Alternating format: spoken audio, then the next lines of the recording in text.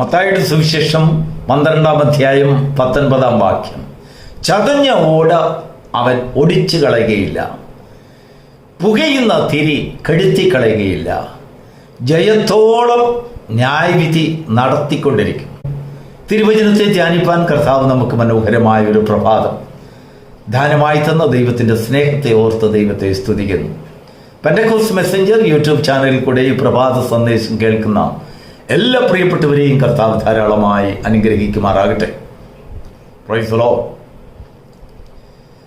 ചതഞ്ഞ ഓട അവൻ ഒടിച്ചു കളയുകയില്ല, പുകയുന്ന തിരി അവൻ കെടുത്തിക്കളയുകയില്ല, ന്യായവിധി ജയം ലഭിക്കുന്നിടംവരെയും നടത്തിക്കൊണ്ടിരിക്കും.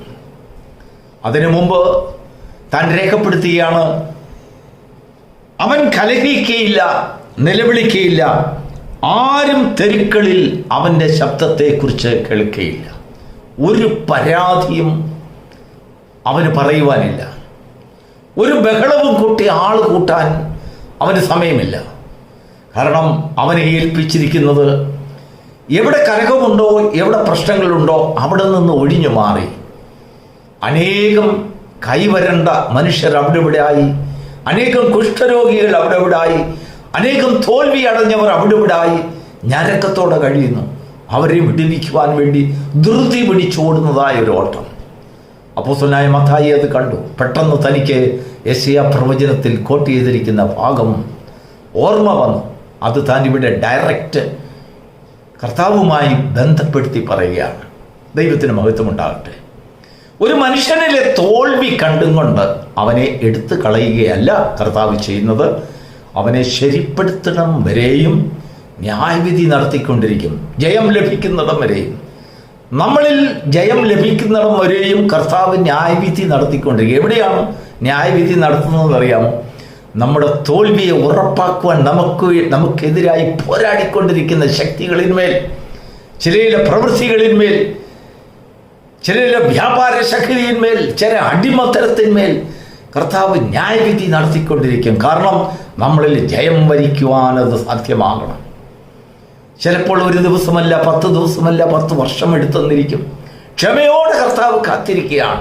നിന്റെ ചതവ് നീങ്ങി നീ ഒന്ന് ശരിപ്പെട്ടിരുന്നെങ്കിൽ. Praise the Lord.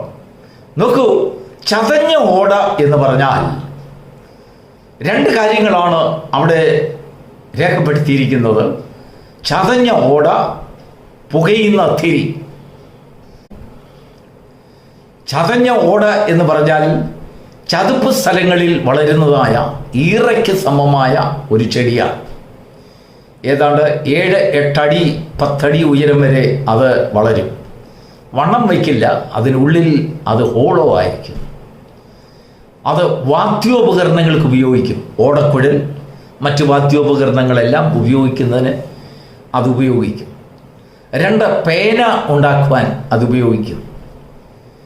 അതിനുശേഷം സ്കെയിൽ ഉണ്ടാക്കുവാൻ, വരയ്ക്കുന്നതിനുള്ള സ്കെയിൽ, ഡ്രോയിങ്, ഞാങ്ങണയുടെ തണ്ട് ഉപയോഗിക്കും. എന്നാൽ ഇതിനൊക്കെ ഉപകാരപ്രദമാകണമെങ്കിൽ അതിൽ പുഴുക്കുത്തുകളൊന്നും പാടില്ല, പൊട്ടലുകൾ പാടില്ല. വായുനിബിഡമായി നിൽക്കുന്നതായ, ടൈറ്റായിട്ട് നിൽക്കുന്നതായ ഒരു കനത്തണ്ട് വേണം. എങ്കിൽ മാത്രമേ അതിന് ഉപകരിക്കത്തുള്ളൂ. ഏതെങ്കിലും രീതിയിലുള്ള ഡാമേജ് അതിലുണ്ടെങ്കിൽ അതിന് അല്ലെങ്കിൽ ആ ഉപകരണം ഉണ്ടാക്കുവാൻ വേണ്ടി അതെടുക്കുവാൻ വന്നവർ അതിനെ വെട്ടിക്കളയും, അല്ലെങ്കിൽ ഉടച്ചു മാറ്റിക്കളയും, ഒടിച്ചു കളയും. നല്ലതിനെ മാത്രം എടുക്കും.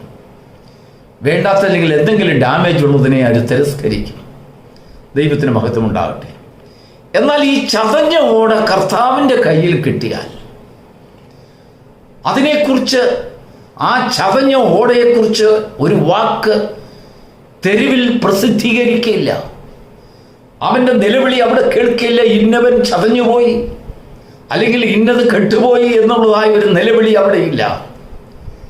അവൻ്റെ ശബ്ദം തെരുവിലെങ്ങും കേൾക്കാൻ കഴിയില്ല. അവനൊരു ഒച്ചപ്പാടുണ്ടാക്കുകയില്ല, ഒരു പ്രശ്നമുണ്ടാക്കുകയില്ല, ബഹളങ്ങളൊന്നും കേൾക്കാൻ കഴിയില്ല. നിശബ്ദത. ആ നിശബ്ദതയുടെ മറവിൽ ചില ചതഞ്ഞ ഓടകളെ കർത്താവ് ഉപയോഗപ്രദമാക്കുന്ന പ്രവൃത്തി ചെയ്യുകയായിരിക്കും. വരണ്ട കൈകളുള്ളതായ മനുഷ്യരെ കർത്താവ് സൗഖ്യമാക്കിക്കൊണ്ടിരിക്കും. ഒരു കൂട്ടം മനുഷ്യർ കർത്താവിനെ നശിപ്പിക്കുവാനുള്ളതായ വഴി നോക്കിക്കൊണ്ടിരിക്കുമ്പോൾ അവരുടെ ആലോചനയ്ക്ക് മറുപടിയിൽ മറഞ്ഞിരുന്നും കൊണ്ട് കർത്താവ് അനേക ജീവിതങ്ങളെ മുൻപോട്ട് കൊണ്ടുവരികയാണ്. ഏതാണ്?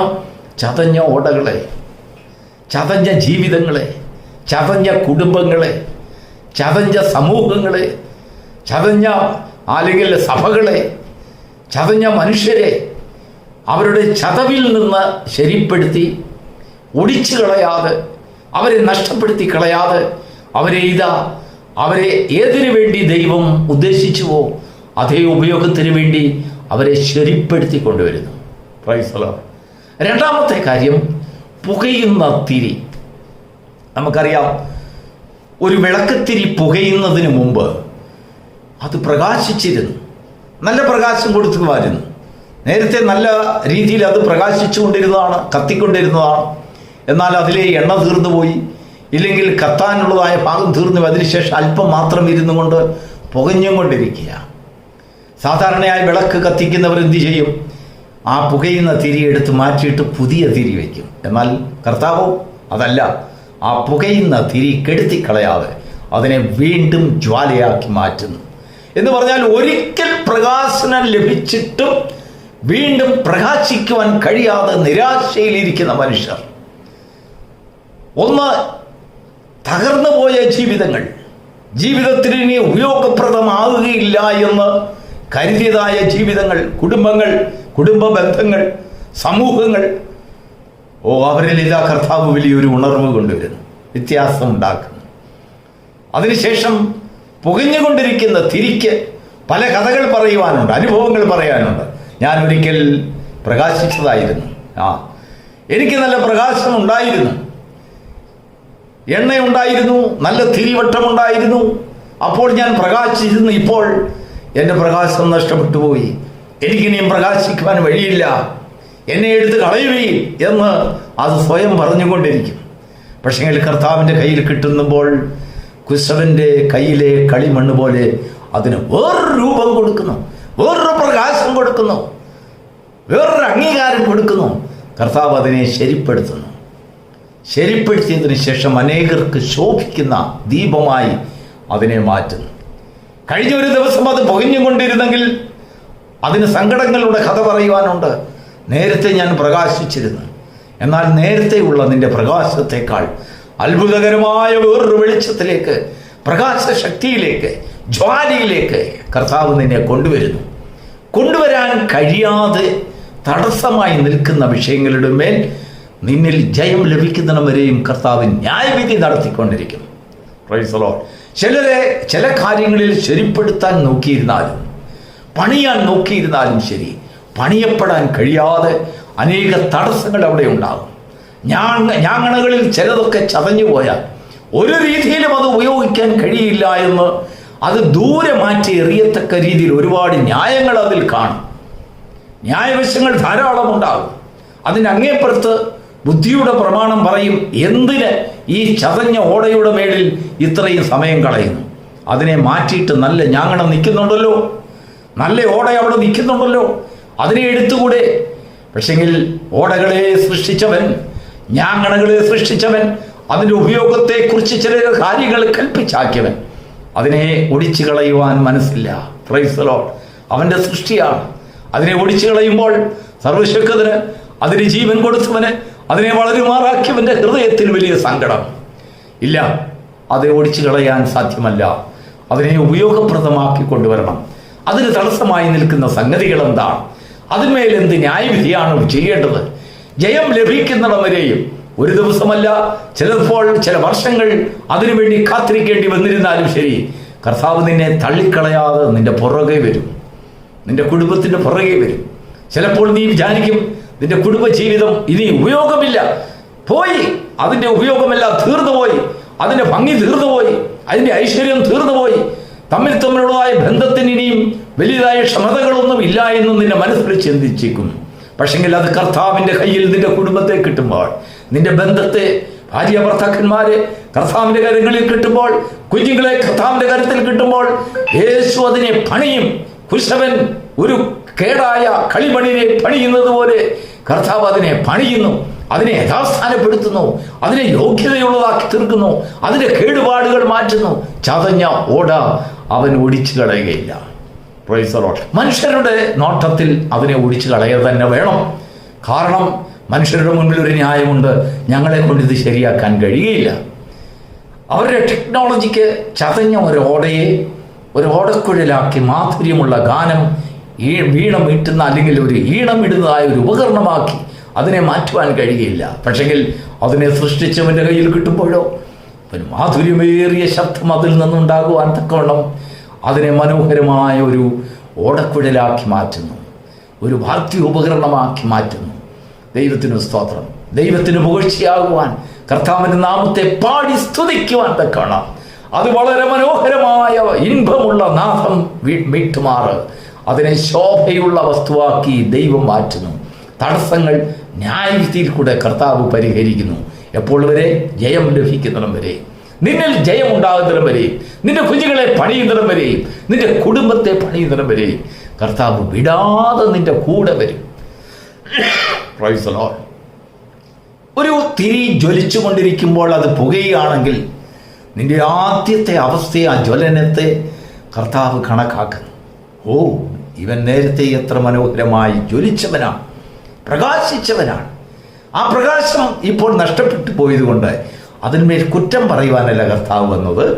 ഒരു ഒച്ചപ്പാടില്ലാതെ നിശബ്ദതയിൽ, ആരും തെരുവുകളിൽ ഇതിനെക്കുറിച്ചൊരു വാക്കുകൾ അറിയാതെ, ദേശത്ത് അതിനെ പരസ്യമാക്കാതെ, അതിൻ്റെ കുറവുകളെയും കുറ്റങ്ങളെയും കുറിച്ച് പരസ്യമായിട്ട് ഒന്നും പ്രസ്താവിക്കാതെ, അവൻ്റെ ശുശ്രൂഷയിൽ അതിനെക്കുറിച്ച് ഒന്നും തന്നെ സംസാരിക്കാതെ, ഇതാ അതിൻ്റെ മറവിൽ, നിശബ്ദതയുടെ മറവിൽ ഒരു വലിയൊരു പണി നടക്കുന്നു.